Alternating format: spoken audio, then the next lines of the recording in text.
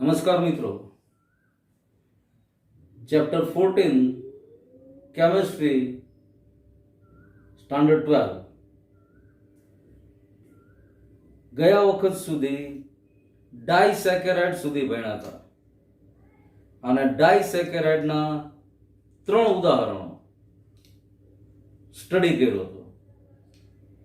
આની પહેલા monosaccharide glucose અને ફ્રુક્ટોઝ, ડાયસેકેરાઇડની અંદર માલ્ટોઝ,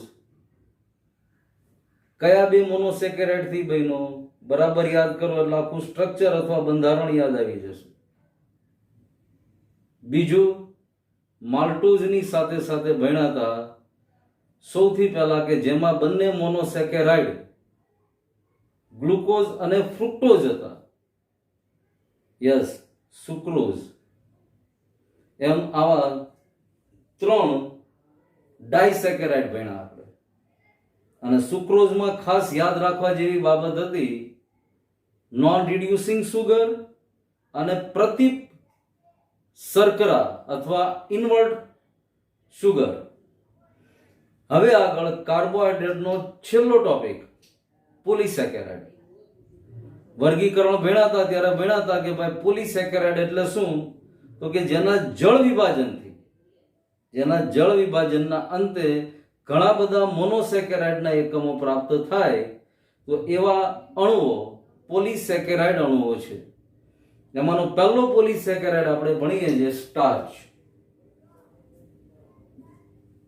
હવે સ્ટાર્ચ એકચ્યુઅલી આલ્ફા ડી ગ્લુકોઝનો પોલિમર છે. સ્ટાર્ચની અંદર મોનોમર તરીકે અથવા નાના યુનિટ તરીકે આલ્ફા ડી ગ્લુકોઝ રહેલો છે. સામાન્ય રીતે સ્ટાર્ચ વનસ્પતિમાંથી પ્રાપ્ય થાય. મૂળ સ્ત્રોત આનો વનસ્પતિ છે.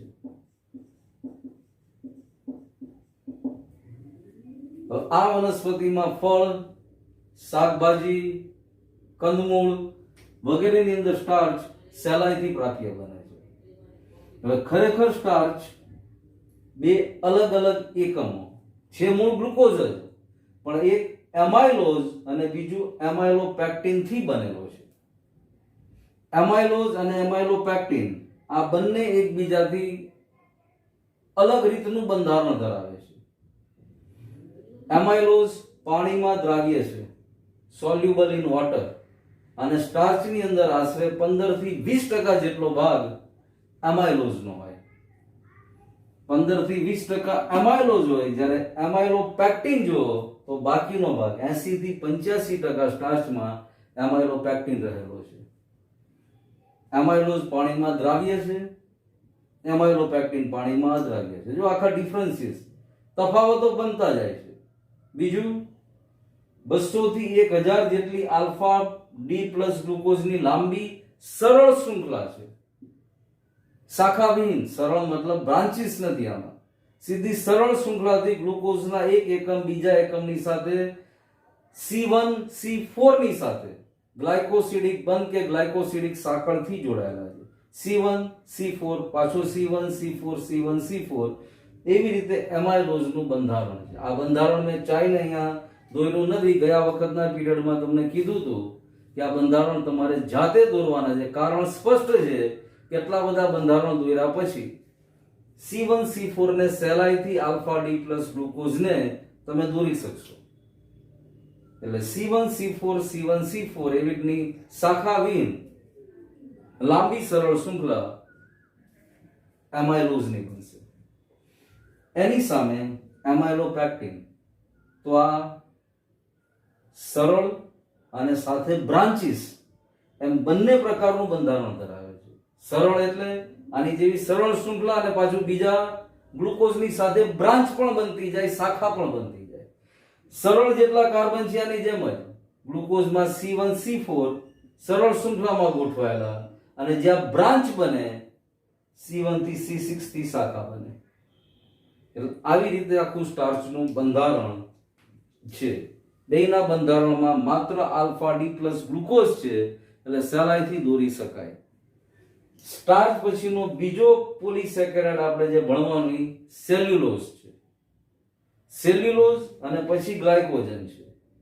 અને સ્ટાર્ચ, સેલ્યુલોઝ અને ગ્લાયકોજન પૂર્ણ થયા પછી કાર્બોહાઈડ્રેટનું મહત્વ આપણે ભણવાના છીએ. પણ સ્ટાર્ચમાં એમાઇલોઝ અને એમાઇલોપેક્ટિન આ બેયનું બંધારણ બરાબર નોટમાં દોરી લ્યો, પછી જ આગળ સેલ્યુલોઝ તરફ જવાનું. એ પહેલા નહીં, ભલે 5, 7, 10 મિનિટ થાય. આમાં બંને ગ્લુકોઝને C1C4 થી, જે ડાયસેકેરાઇડમાં આપણે જોઈ ગયા એવી શૃંખલા બનાવવાની છે. પણ ડાયસેકેરાઇડ એટલે શું? તો કે બે જ મોનોમર જોડાયેલા છે, બે જ યુનિટ જોડાયેલા છે. જ્યારે અહીંયા આગળ પોલીમર છે એટલે સતત એકબીજાની સાથે, જો અહીંયા લખ્યું 200 થી 1000 જેટલા. પણ આપણે આવા 3-4 જ બંધારણ દોરવાના C1C4 વાળા, અને નીચે સરળ શૃંખલામાં C1C4, જ્યાં શાખા બને ત્યાં C1C6. પછી સેલ્યુલોઝ ભણવાનું. હવે સ્ટાર્ચ ભણ્યા પછી સેલ્યુલોઝ વિશે અગાઉ આમાં બી ગ્રુપ વાળા જેટલા હશે એના તો ઘણી બધી માહિતી હશે, પણ એ ગ્રુપ વાળા જેટલા હશે એ વિદ્યાર્થીઓએ સેલ્યુલોઝનું નામ હાઈસ્કૂલમાં કે પ્રાઇમરીમાં કંઈક એવી રીતે સાંભળ્યું હશે કે વનસ્પતિની કોષ દિવાલ સેલ્યુલોઝથી બનેલી છે. અને સેલ્યુલોઝનું પાચન મનુષ્ય નથી કરી શકતો. આપણું પાચન તંત્ર એવું નથી સેલ્યુલોઝનું પાચન કરી શકે, પણ ઘણા બધા પ્રાણીઓ સેલ્યુલોઝને પચાવી શકે છે.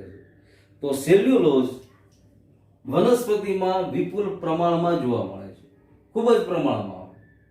બીજું, આ પણ સ્ટાર્ચ આલ્ફા ડી ગ્લુકોઝથી બન્યો છે, સેલ્યુલોઝ બીટા ડી ગ્લુકોઝથી બનેલું છે. આનો નાનો યુનિટ અથવા મોનોમર ગણો તો બીટા ડી ગ્લુકોઝ છે. આ પણ સરળ શૃંખલાથી જ.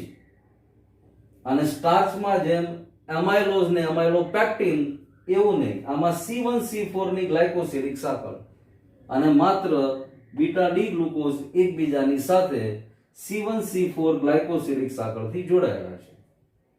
આટલી સેલ્યુલોઝની વાત. આનું બંધારણ પણ બીટા ડી ગ્લુકોઝનો C1 કાર્બન અને બીજા બીટા ડી ગ્લુકોઝનો C4 કાર્બન, આની વચ્ચે ગ્લાયકોસિડિક સાંકળ બનાવી નાખવાની, એટલે આનું બંધારણ પણ તૈયાર થઈ જશે. આ પણ એટલા માટે જ મેં નથી કર્યું. હવે સેલ્યુલોઝ પછી ગ્લાયકોજન.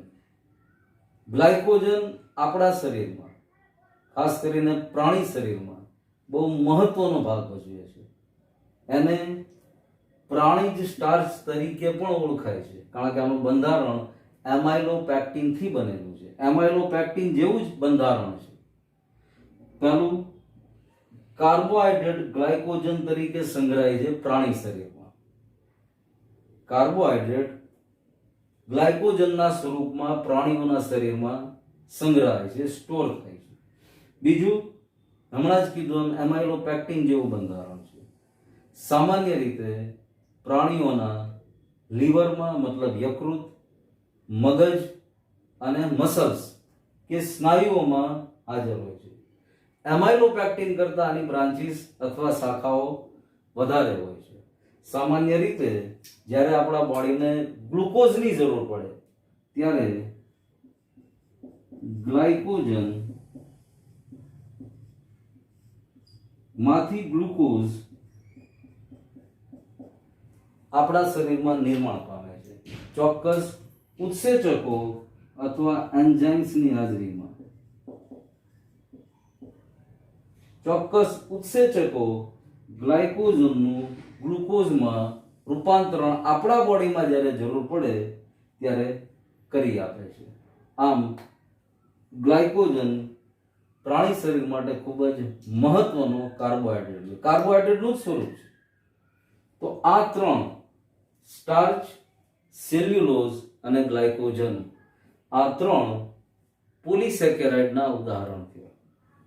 એટલે હવે આખો જ કાર્બોહાઈડ્રેટ જૈવિક અણુ જોવો તો કાર્બોહાઈડ્રેટની અંદર મોનોસેકેરાઇડ, ઓલિગોસેકેરાઇડ અને પોલિસેકેરાઇડ. મોનોસેકેરાઇડમાં ગ્લુકોઝ અને ફ્રુક્ટોઝ ભેણા. ડાયસેકેરાઇડની અંદર 3 ઉદાહરણો ભેણા, અને આમાં પણ પોલિસેકેરાઇડમાં 3, સ્ટાર્ચ, સેલ્યુલોઝ, ગ્લાયકોજન. અને છેલ્લે કાર્બોહાઈડ્રેટનું શું મહત્વ છે સજીવો માટે. પણ આમ જો તો ઘણું બધું ઈઝી અને સરળ છે. અને કાર્બોહાઈડ્રેટ પછી આપણે ભણવાનું પ્રોટીન છે. પ્રોટીન મતલબ એમિનો એસિડ્સ. આ જોયા પછી કાર્બોહાઈડ્રેટનું મહત્વ કેટલું અને કેવી રીતનું પ્રાણીઓના શરીર માટે પ્રાણીઓ માટે છે એ જોઈએ. હવે કાર્બોહાઈડ્રેટનો છેલ્લો ટોપિક, કાર્બોહાઈડ્રેટનું મહત્વ આપણી ડે ટુ ડે લાઈફ, વ્યવહારિક જિંદગીમાં કાર્બોહાઈડ્રેટ ક્યાં અને કેવી રીતે ઉપયોગમાં આવે છે. ઘણી બધી વાર બોર્ડમાં 50 માર્કના પેપરની અંદર પાર્ટ બીમાં 2 માર્કની અંદર આવા ઉપયોગો પૂછાઈ જાય છે. એકાદો એવો પ્રશ્ન તો હોય જ કે જેમાં ઉપયોગો લખો એવો પ્રશ્ન હોય, તો 2 માર્ક માટે એકદમ મહત્વનો પ્રશ્ન બની જાય કે ભાઈ કાર્બોહાઈડ્રેટ આપણી લાઈફમાં, આપણી જિંદગીમાં ક્યાં અને શું મહત્વ ધરાવે છે. તો જે કંઈ ભણી ગયા કાર્બોહાઈડ્રેટ એનો જ આમાં સારાંશ આવી ગયો. જો એક તો શક્તિના સ્ત્રોત તરીકે વર્ષોથી મનાતો આવે છે કે ભાઈ તાત્કાલિક એનર્જીના સોર્સ તરીકે કાર્બોહાઈડ્રેટ ખૂબ જ ઉપયોગી પદાર્થ છે. વનસ્પતિમાં સંગ્રહ કણો તરીકે, સ્ટાર્ચ તરીકે સંગ્રહ થાય છે. અને હમણાં જ આપણે ગ્લાયકોજનમાં ભણ્યા તો પ્રાણીઓમાં ગ્લાયકોજન સ્વરૂપે કાર્બોહાઈડ્રેટ સંગ્રહ. બેક્ટેરિયા તથા વનસ્પતિની કોષ દિવાલ સેલ્યુલોઝથી બનેલી છે, એનો પણ હમણાં આપણે ઉલ્લેખ કર્યો. લાકડાના સેલ્યુલોઝથી ફર્નિચર અને સુતરાઉ રેસા હોય તો એમાંથી કાપડ બનાવવામાં કાર્બોહાઈડ્રેટ ઉપયોગી છે. ઉપરાંત અગત્યના ઘણા ઉદ્યોગો, આમાં તો 4-5 જ નામ લખ્યા છે, પણ એની સિવાય ઘણા એવા ઉદ્યોગો છે જેની અંદર કાર્બોહાઈડ્રેટ ઉપયોગી છે. કાપડ બનાવવામાં, વાર્નિશમાં, કાગળ, નશાકારક પીણાઓમાં.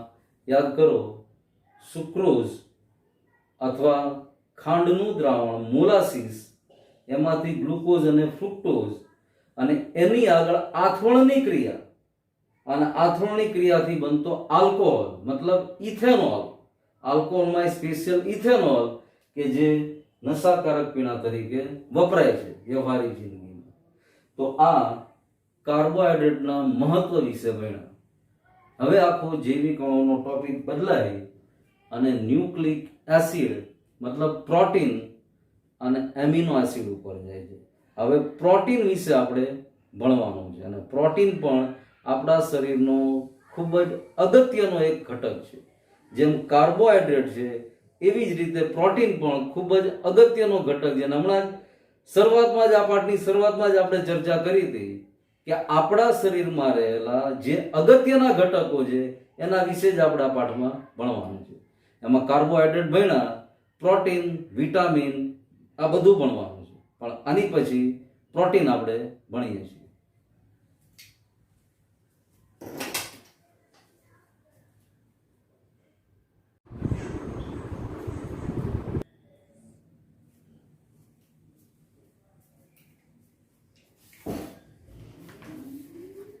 હવે એમિનો એસિડ વિશે જે ભણવાનું છે કે પ્રોટીન વિશે જે આપણે સ્ટડી કરશું ત્યાંની પછીના લેક્ચરમાં સ્ટડી કરશું, કારણ કે કાર્બોહાઈડ્રેટની યારે મિક્સ નથી કરવું. પહેલા કાર્બોહાઈડ્રેટ આપણું એકદમ પરફેક્ટ, ખૂબ જ સરસ રીતે લર્ન થઈ જાય પછી પ્રોટીન ઉપર જશું. એટલે હવે કાર્બોહાઈડ્રેટની અંદર જે મહત્વના પ્રશ્નો છે એ અહીંયા બોર્ડ ઉપર મેં લખ્યા છે. એને બરાબર આપણે એકવાર રફ બુકમાં અને એકવાર પાકી નોટમાં લખવા છે. જો આજે વિડીયોનો ટાઈમ ઓછો રાખ્યો છે મેં, અને કારણ માત્ર એટલું કે આ લખવામાં તમારો ટાઈમ વધારે જવાનો, પણ એક એક પ્રશ્નનો જવાબ પાકો કરી અને જોયા વગર લખાય એવો પ્રયત્ન કરજો. જોઈને ઉતારો નથી મારો.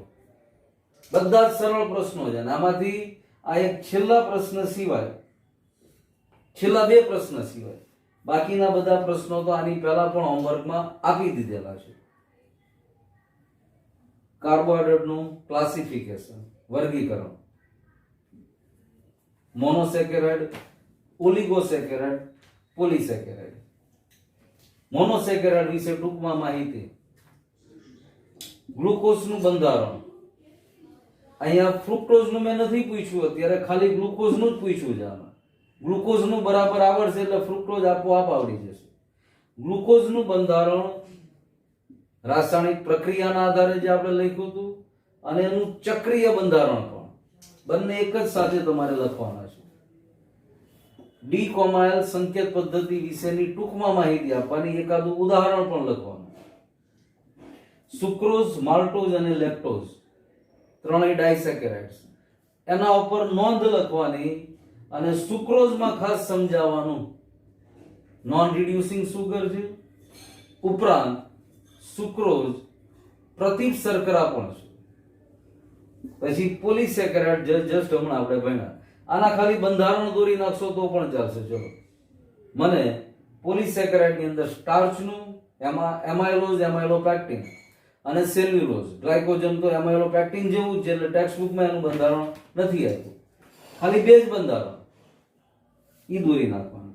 અને કાર્બોહાઈડ્રેટના મહત્વના કોઈ પણ 4 મુદ્દા, આટલું વર્ક કરવાનું. આટલું કરી લો એટલે કાર્બોહાઈડ્રેટ મેક્સિમમ બરાબર રીતે પાકું થઈ જશે.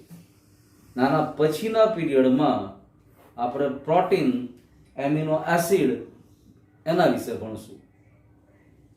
બીજો કોઈ ડાઉટ કે એવું કઈ હોય તો ચોક્કસ મેસેજ કરી આપજો. Thank you.